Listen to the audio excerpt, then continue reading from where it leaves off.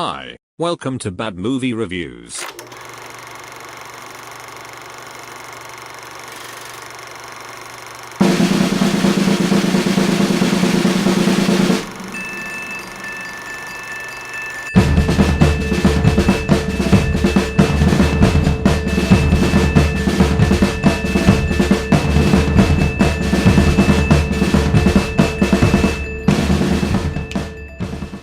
Charlotte, I would like to endorse you to be the next president of the United States. Oh my God. You've been a great secretary. A state. Which state again? All of them?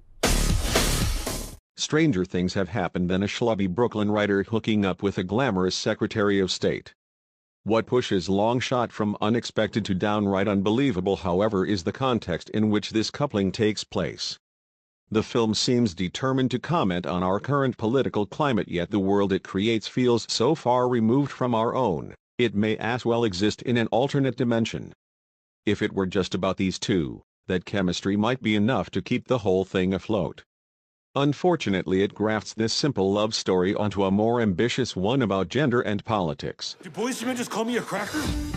What is the relationship exactly? I used to babysit for him. You babysat for him? Wow, time has not been kind. Longshot seems to think it's presenting a female fantasy and a male one simultaneously, and yet it's the female character who struggles most, who faces the harsher societal injustices, who has to learn the biggest lessons in the end. Meanwhile, the male character stumbles haphazardly into the life of his dreams and endures only the most half-hearted efforts at self-reflection. Neither really. What's your favorite sexual position? Normal? Front-facing normal? What kind of question is that? All it took. Look at you. What's your favorite sexual position? Don't be gross, Fred. You know how you take a flat-packed coffee table home from IKEA and you think, this might look as stylish as it did in the catalogue. But then after 2 hours turning an Allen wrench and dropping nickels into the sway jar, you realize your new coffee table looks as flimsy and modular as every IKEA coffee table you've ever built. That's Longshot. Roberts. Honestly, this has been the best few weeks of my entire life.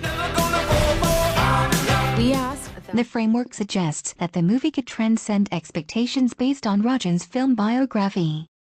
Longshot sounds right for vital satire of a real-life political moment that could never be skewered deep enough. Instead, it hits with the force of an inflatable carnival prize sledgehammer. Longshot seems unconcerned with speaking to our cartoonish political times. No lessons to be learned, though the film gestures at watery ideas about compromise and convictions. Bendy, huh? Oh, ouch. Secretary of State Charlotte Field of the United States of America. As a kinda raunchy, kinda endearing popcorn flick, there's stuff to enjoy about Longshot. By dressing up like a movie trying to make a point though, it just ends looking like an empty suit at its own podium.